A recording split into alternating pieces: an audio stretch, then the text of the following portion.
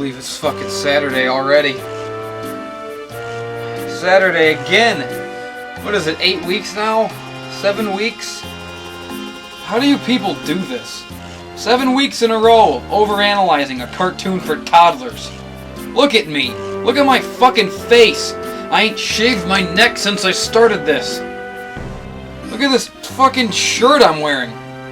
Brony. And this hat.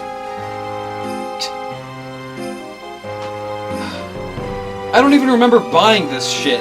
I'm literally just transforming into one of you. It's like this strange case of Dr. Footwear and Mr. Horse. No, I'm not one of you, damn it. I'm normal. I'm a suave, handsome guy. I am not some run-of-the-mill, trench coat-wearing, autistic brony faggot!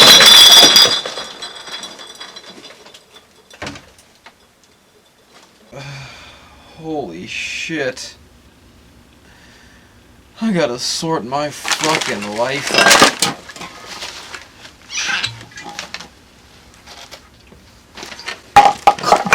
Big Apple, 3 a.m.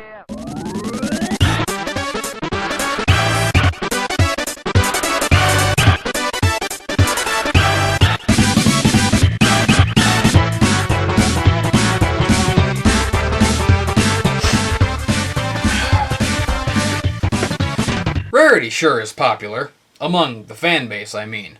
It seems like her and Fluttershy are the ones that most often get picked as people's favorites, and I have a theory as to why.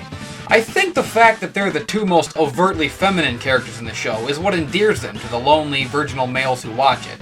Nevertheless, despite the popularity of Rarity, it's been a while since we've had a Rarity episode. In fact, it's been since all the way back in Season 2, but now it's Season 4 and all bets are off. This train is going right off the rails in all the best ways, and we have a new Rarity episode, Rarity Takes Manehattan.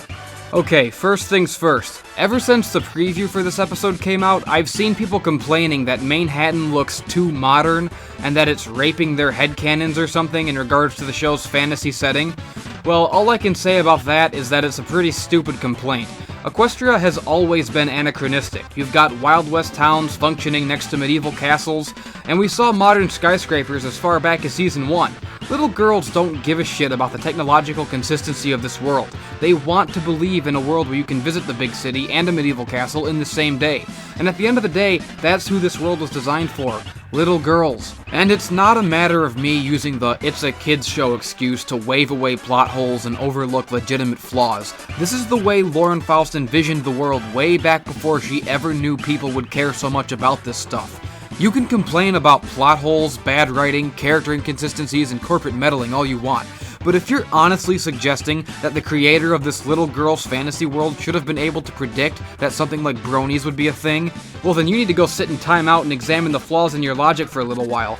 Master Splinter's first rule was possess the right thinking. So instead of focusing your anger on things that don't matter, find something important to complain about, like for example, what the fuck is Rainbow Dash doing?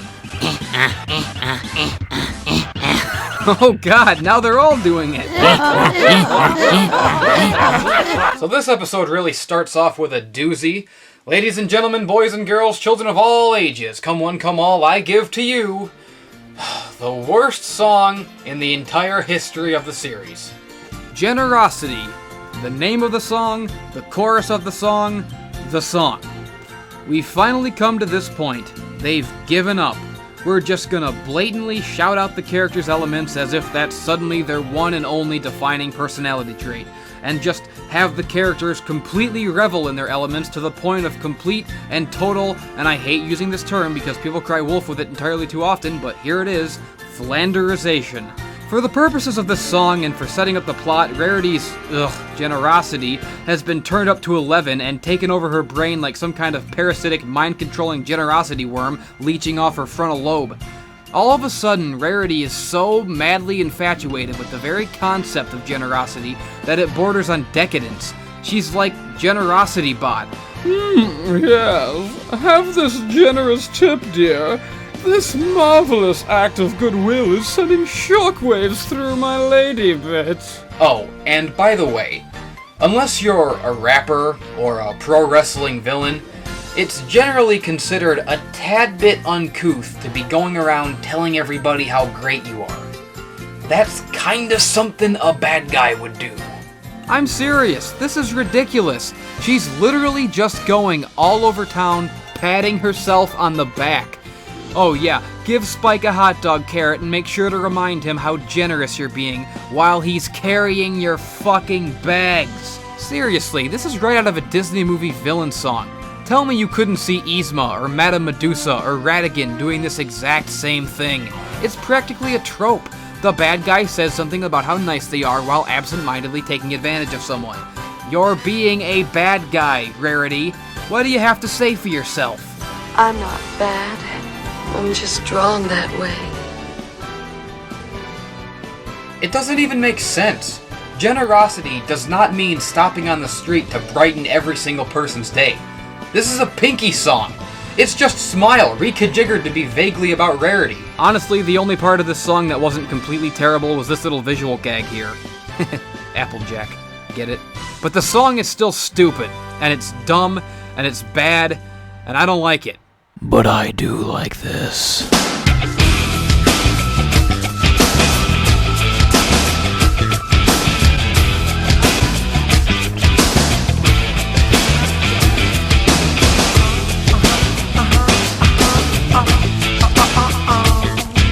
Getting a taxi at this time could prove almost impossible! Okay, now that's just ridiculous. Rarity should have no problem getting a taxi. She's white. Oh, and also she is with a princess, but I keep forgetting no one in Equestria cares about that. Come on, guys, this is ridiculous. Don't you remember what happened to the last princess who couldn't get a taxi? Please, won't you let her have this taxi? She has somewhere very important to be right away! Not likely. She can get in line like the rest of us. Yeah, you tell him, Squilliam. This receptionist looks like Garth from Wayne's World. I don't have a joke about that, she just does. Sorry guys. I'm failing as a My Little Pony reviewer. I guess I'm not worthy. Oh look, I did have a joke for that.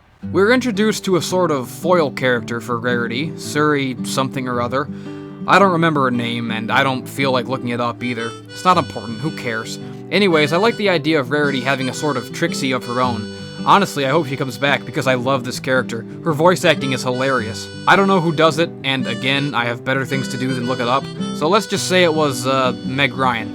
And Rarity also had a pretty good performance by her voice actor, Steve Blum. So, for the purposes of the plot, Rarity is conveniently on this psycho-generosity kick seemingly out of nowhere, and it bites her in the ass when she lends some fabric to Suri What's-Her-Name, who proceeds to totally fuck Rarity over by stealing her entire line. And so, the moral is to never help anyone, because people are scumbags who will take advantage of you at the drop of a hat.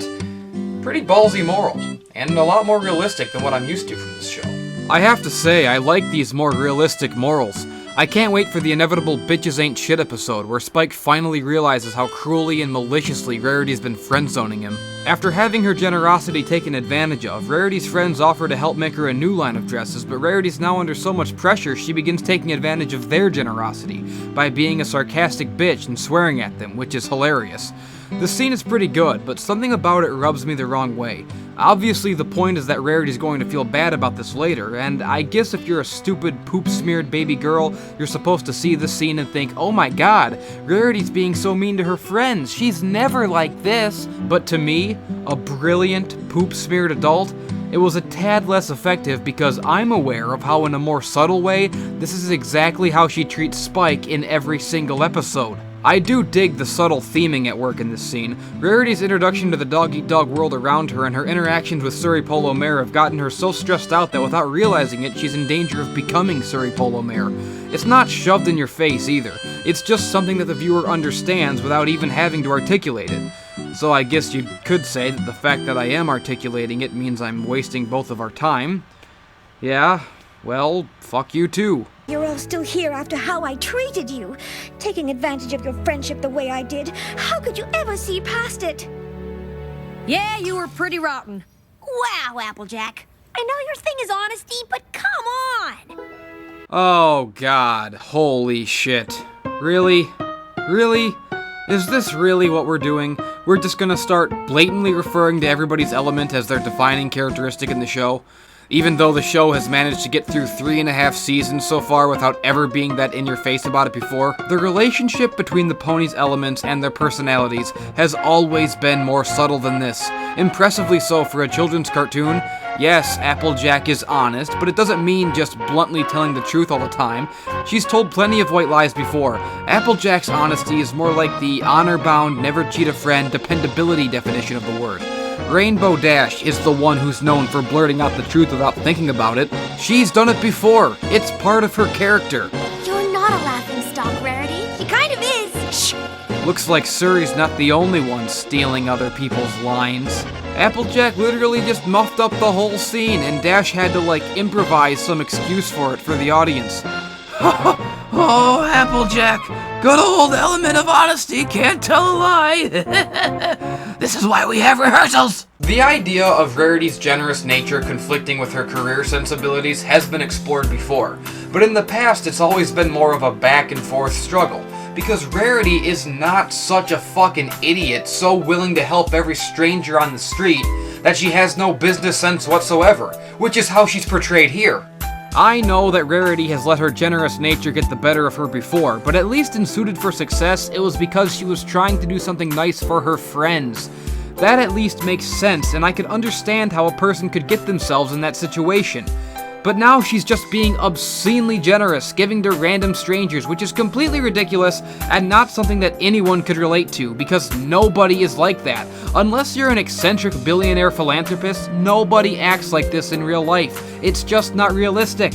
And I guess that's what Rarity is supposed to learn in this episode, which would make it okay, except that it's not what she learns. The episode goes off in a completely different direction and spells out the moral as, I don't know, be nice to your friends, trust that they won't leave you to do your fashion show thing alone. Then at the end, everything works out for Rarity because Suri's assistant, just a second, let me look it up. Coco Palmel has a change of heart and gives Rarity her trophy, so in the end, it turns out Rarity was right all along. And that it really is just totally awesome to just give everything you have to every random stranger without ever thinking about yourself. Yeah, great lesson. Let's teach our kids to grow up and be beta fucking doormats who get their generosity constantly taken advantage of because in real life, acting like this would not get you this nice little happy ending. I'm kidding. The actual lesson is not to take advantage of your friend's generosity.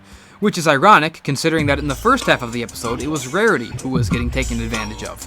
The whole thing kind of harkens back to Suited for Success. In fact, the exact same setup happens, but with the roles reversed. So, in a way, Rarity had to relearn what her friends already learned in that episode, by being on the opposite side of the exact same conflict.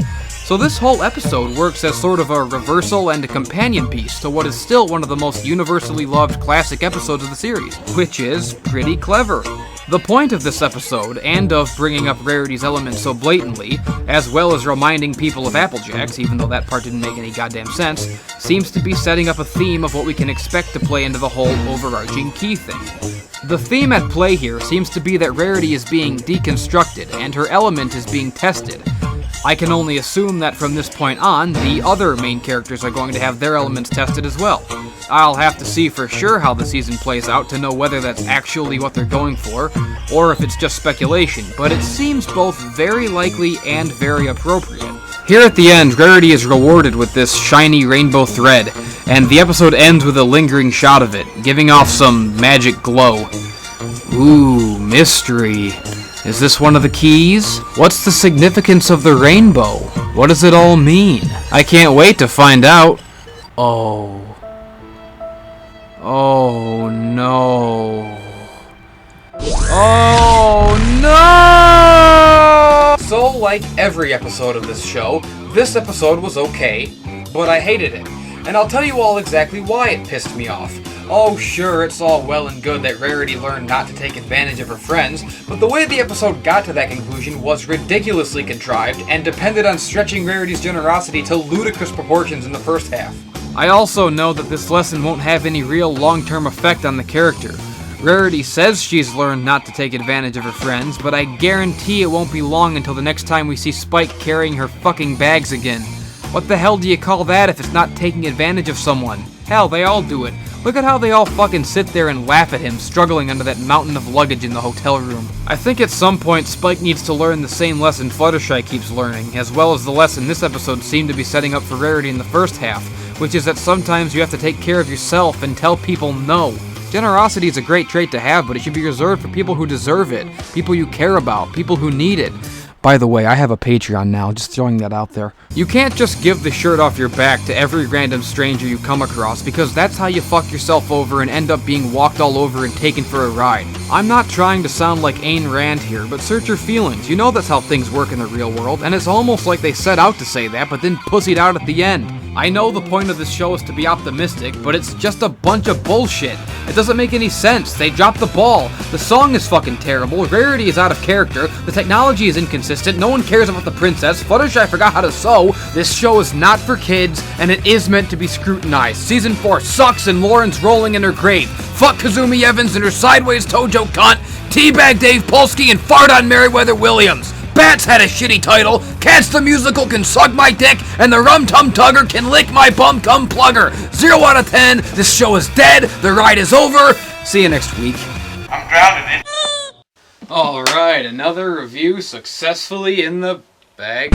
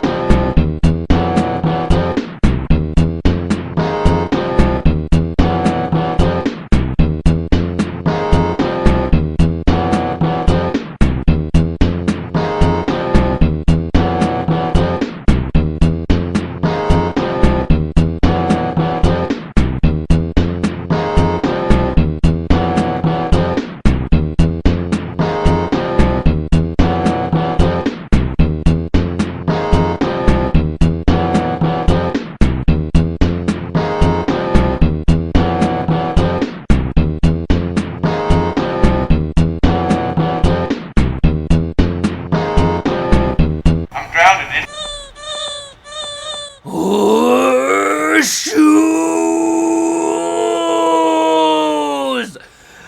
I'm drowning in Horseshoe!